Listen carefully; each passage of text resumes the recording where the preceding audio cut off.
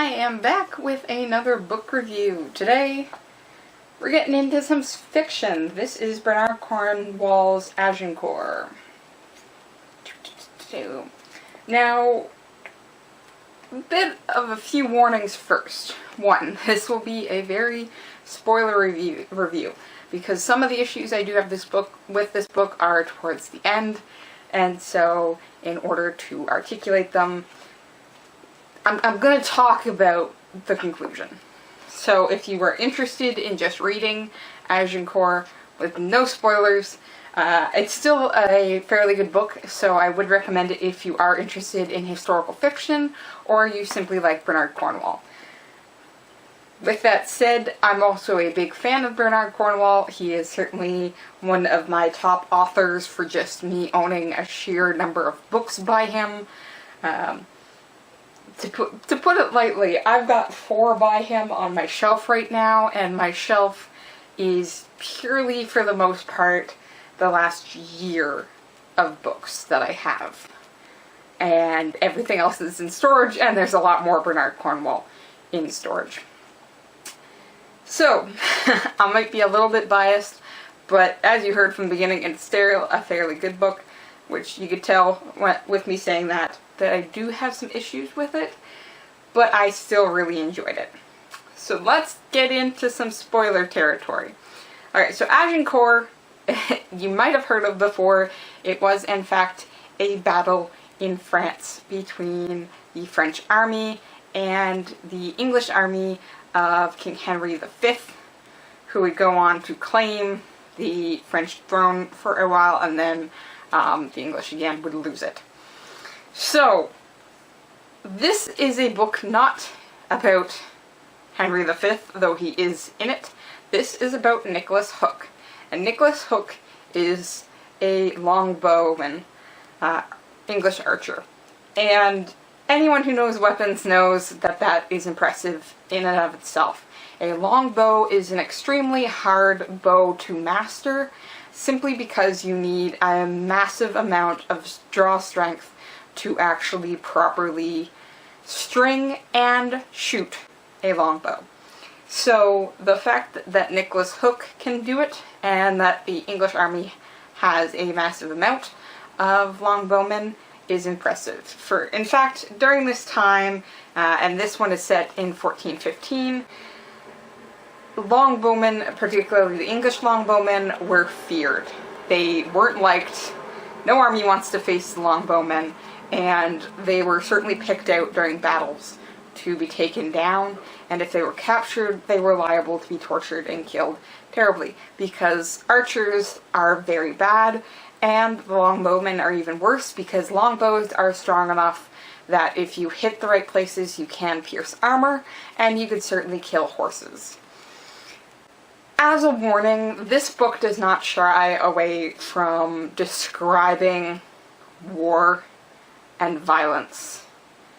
So if you don't have an interest in hearing it, or don't have the heart to hear about people dying horribly, horses dying horribly, or there are sexual acts in here as well, this book probably would not be for you, because it is part and parcel, and the terrors of war are precisely the focus of this book.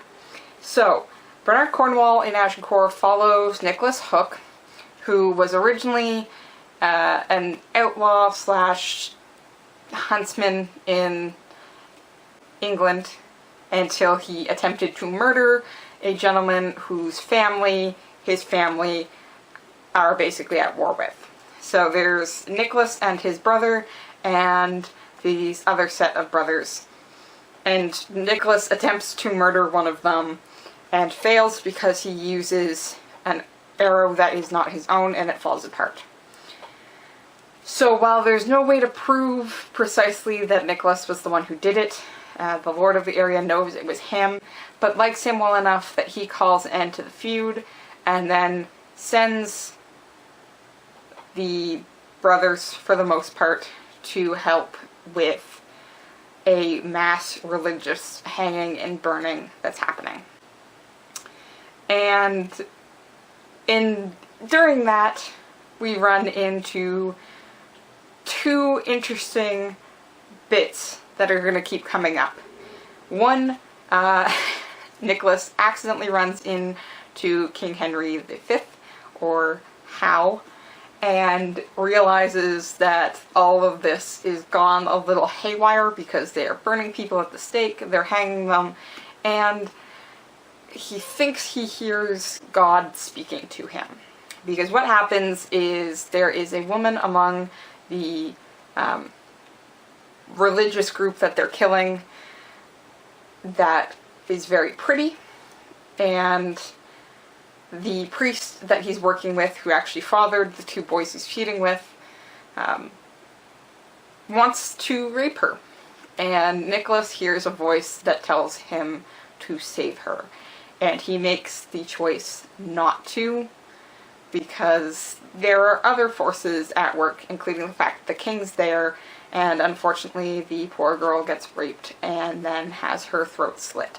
And Nicholas loses his head for a moment because he had heard this voice and he suddenly realizes that he might have disobeyed God, so he punches the priest. And that's sort of really the starting point of the fact that he's now an outlaw because he hit a priest, and he thinks that he hears somebody speaking to him. And he's not sure if he's hearing God speaking to him or if he's hearing the devil speaking to him because it pushed him to punch a priest. But to get away, he ends up over in France with a contingent of Englishmen who have volunteered to go over. A lot of whom are like him. They're outlaws and archers that have gone over because there is a duke, I think, in France. There's somebody in France who doesn't like the king, and they're feuding. So they go to try and see if they can help this dude. And they end up in a French city that gets overrun. And Nick survives the city being overrun because he gets into a headspace when it comes to his archery that he sort of forgets everything else that's happening around him.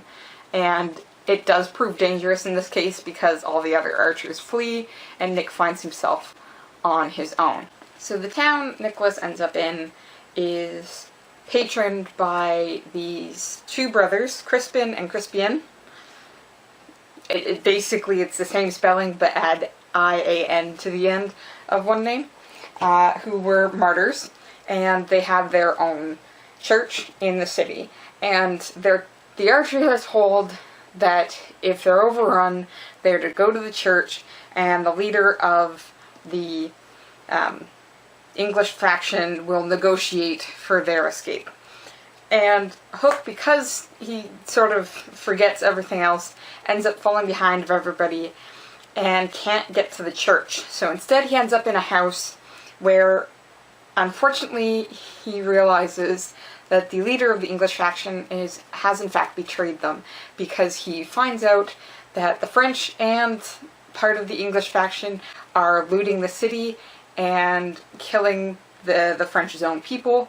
And he finds the English leader actually with a young nun about to rape her.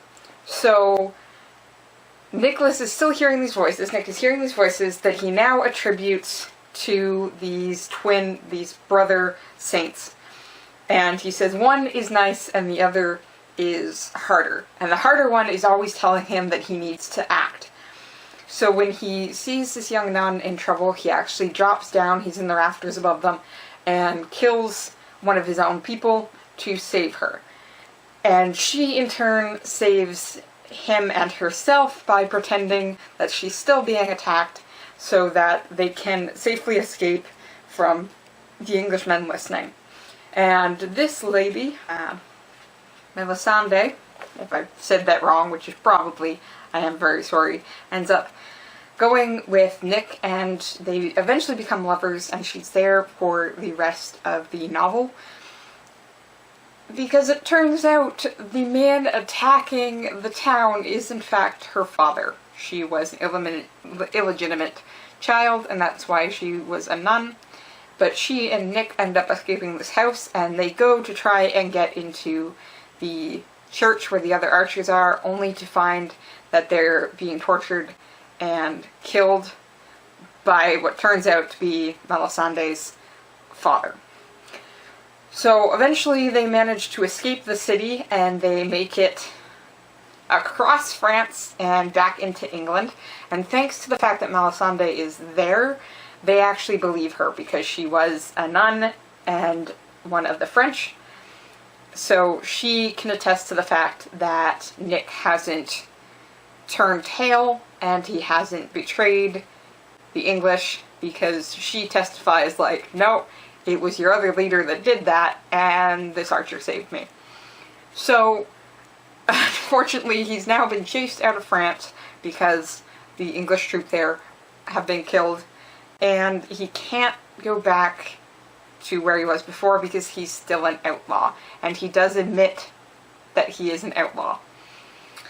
But thankfully for Nick, though rather unfortunately for everybody else, King Henry wants to go to war because he wants to reclaim the French throne. So they find out Nick is an archer, and they're like, no, we're not gonna kill you for punching a priest, we need archers.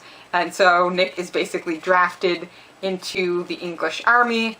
He really has no problem with this because he's a good archer, and he doesn't really have any other place to go, and he is seen what the French are capable of, and he's a little bit angry. There are several points where he does admit that he is hearing the voices of saints, and people seem to believe him. He's got a priest, Father Christopher, who believes him, as well as apparently the king himself, who he's spoken with a couple of times, who, like, sometimes recognizes him, sometimes doesn't, who now knows that he has priests, like, saints that speak to him in his head. And it is the saints who have been telling him when to stop, when to go, and things like that, and he attributes part of his survival to the fact that saints speak to him. So he joins up with the English army, and they soon ship back to France. Melisandre comes along with him, and they're basically in this group now with one of the major leaders of the English army, who likes Nick, and who likes Melisandre and Father Christopher, so basically says, like, you're part of us now, even though you're an outlaw. Which is useful because some people from Nick's past show up again, which is to say his brother and the two rival brothers who come back. And his commander actually takes up his fight because the priest Nick punched also comes along, and his commander goes in and basically says, if you want Nick, you go through me. If you want Melisandre, you go through me. Because, of course, the big threat is that we're going to kill Nick and take his woman. And the guy would. The guy would if he could. So the commander basically says, fight me. Fight me if you're brave enough, but if you're not, you leave them alone. So it looks like for a while they might be okay because the commander is on their side, but they end up getting involved, the English army as a whole, in besieging this town, and it is not working out. The archers aren't super effective. They do have some guns, but the cannons are very dangerous. Hook has in fact seen one blow up and incinerate the people around it. So they decide what they're going to do is tunnel under the walls. Now Hook has very good hearing, so they bring Hook in to listen because they're pretty sure the French are also trying to tunnel.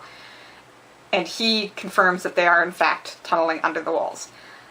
So eventually a couple of his archer buddies and himself end up acting as guards for this tunnel in case the French break through, and it is during the changing the guards that the French collapse the tunnel onto them and come through, and Nick ends up buried with one of the rival brothers. They both survive, and he in fact helps half dig the other brother out so he doesn't suffocate, when the saints return to speak with him and tell him that he knows what he needs to do. So in that choice, he takes a French crossbow bolt that had been raining down on them and kills the brother through the eye. Which starts up the feud again, because The other brother doesn't believe that his brother died in the attack. He fully believes that Nick has killed his brother, but they can't actively do anything about it because they are in the middle of this battle. Eventually, they do successfully take the city. Hook plays a pretty big part in it because he's one of the few people with the commander when they go through, but they've basically weakened out the city and utterly destroyed it. And thanks to sickness going through the camp and this long siege and part of the English army leaving, they've heard that the French army is growing, but they haven't seen it.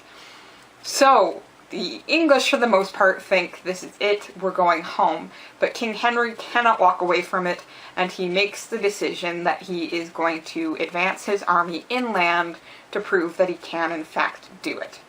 And it is doing so that he ends up at Agincourt, where he runs into the French army. During this march, unfortunately, the king has said to everybody that this is, of course, his land. He's going to reclaim the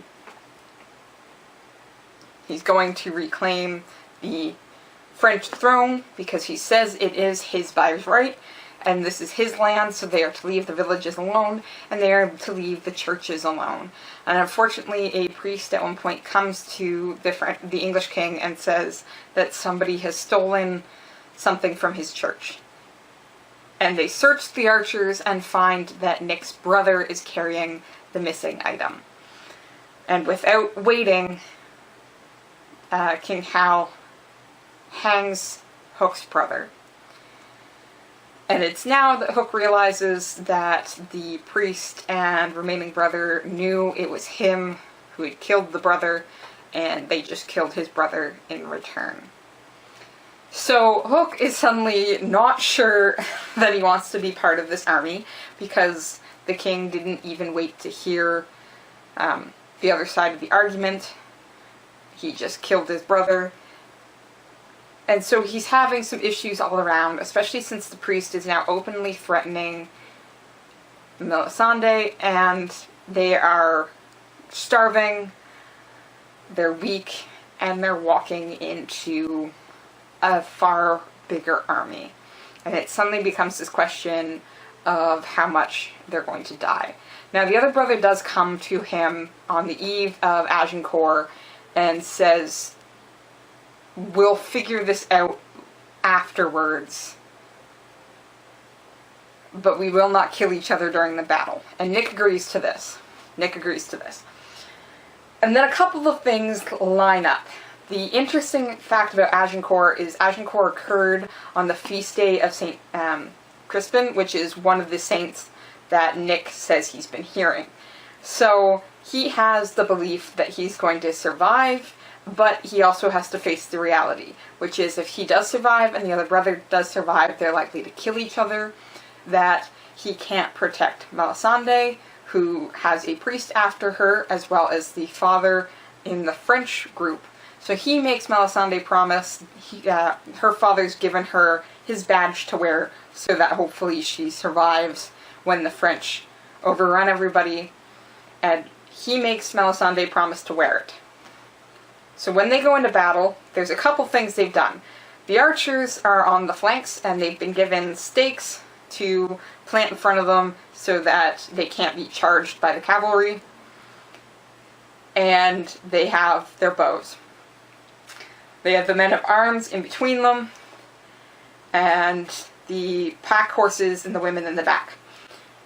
And so the last bit, which is a massive section of this final Agincourt battle, has a lot that happens in it. You've got a couple storylines that you're following, including Hook, who is just trying to survive this battle, along with the other archers. You have Hook's commander, who you see the English perspective from. You have Melisandre's perspective with the pack train. She decides she can't possibly wear her father's symbol, and she in fact gets attacked by the priest and is forced to kill him. and then hide naked for the rest of the battle because her clothes were ripped and she won't put on her father's symbol. She believes that Hook would die if she wore it. And then we also have her father's perspective, which is the French perspective in the battle. So the three male perspectives are an absolute mess of battle and war and killing. And then Melisandre's perspective is this attempted rape occurring. So it gets very intense at the end, and again, trigger warnings for all of those things because they are described in detail. Now eventually Hook does actually capture Melisandre's father and lets him live, and he's put with the prisoners, but in true fashion to what actually happened at Agincourt, the French did overwhelm the pack train of the English, and so to go and save his pack train, King Henry V ordered his prisoners to be killed. Melisandre's father ends up escaping and finding Hook, and Hook agrees to protect him if he kills the person that is also there with them, which is the other brother that is there. And Melisandre's father agrees, one, because he wants to live, and two, Hook does tell him that he's been threatening his daughter. So that part of the problem is solved for Hook, and the priest, of course, is killed by Melisandre in self-defense, because she was given a small crossbow that she uses and manages to shoot him to prevent something worse from happening. So eventually everything wraps up in the end where Melisandre and Hook are properly married. They're properly married in France on this march, but they've settled into it. They go back to the town that St. Crispin and Caspian are from and build a proper altar for them because they helped Nick to survive. He hears them even in the final battle. And they also build an altar to the woman that Nick failed to save, who somehow has become a saint of her own because he originally heard the voices when it was in regards to her. So it's an interesting book, and like I said, you could tell just from everything I've mentioned, it is jam-packed full of action and war and not fun things. It does have rape in it. It does have attempted rape in it. It does have people dying in really terrible ways. Horses dying, dogs dying, people dying. So it's certainly not a book for everybody because of that. A lot of people aren't interested in this level of description, and Bernard Cornwell does not shy away from how terrible this actually is. And that's sort of the point. Most war novels really should, at their core, be anti-war novels, simply because they are showing you the brutal reality of it. And Agincourt certainly does that. I do have some issues with the story, but it's more about how it's presented than the story itself. For the most part, I love Bernard Cornwell's writing, but there are points where the description becomes too much. Not to the degree of, like, Tolkien in Lord of the Rings, too much description, but it can start to drag at points, and I found particularly the climax was surprisingly very dragging. And a big part of that was because practically this entire book is told from Nick Hook's perspective, and to suddenly switch up the perspectives, while I understand why it was necessary, it became an issue with just how long the final battle was actually taking, because we had to jump from Hook to his commander, to Melisandre, to her father, and back to the commander, and then back to Hook. And at points it was very confusing because there weren't always clear delineations that it had happened. The first time the perspective actually changes, I didn't realize it had changed, and it was startling for me to be like, wait a minute, this is not the perspective we've been following this entire time. Why are we suddenly looking at this perspective? So the sudden perspective changes in the last part of the book are a little strange, to say the least, simply because it hadn't happened prior to that point. If we had seen some more earlier on, it wouldn't have been as disconcerting, and I don't think it would have seemed to drag out the final battle as much as it felt it was dragged out in this book. So, like, those are my two complaints, because there were points that it was dragging, and then the sudden need to bring in other perspectives to fully realize the story is disconcerting because of how limited it was in scope just to the end of the novel. Other than that, I enjoyed it. It's not usually an area of history that I've been looking at, so it was nice to have a historical fiction that could bring a story to it. And if you are careful and read through Bernard Cornwell's notes at the end, he will tell you what he's done research-wise and what he's made up, versus what can be found in historical facts. So it is closer to what actually happened. But the other issue is just simply how brutal this novel actually is. So if that's a turnoff for you, I would definitely point you away from Azincourt, especially if you've gone through something like this yourself. Rape or other horrifying moments where you thought you might die. It can be disconcerting, or maybe you'll find it helpful. It's also a little weird because they never explain how Nick is hearing voices. We don't get an answer of whether or not he's hearing saints, or if he just has voices in his head, which I suppose is the point. It's always a question of that. And the ending is a little rushed for how drawn out the final battle actually is.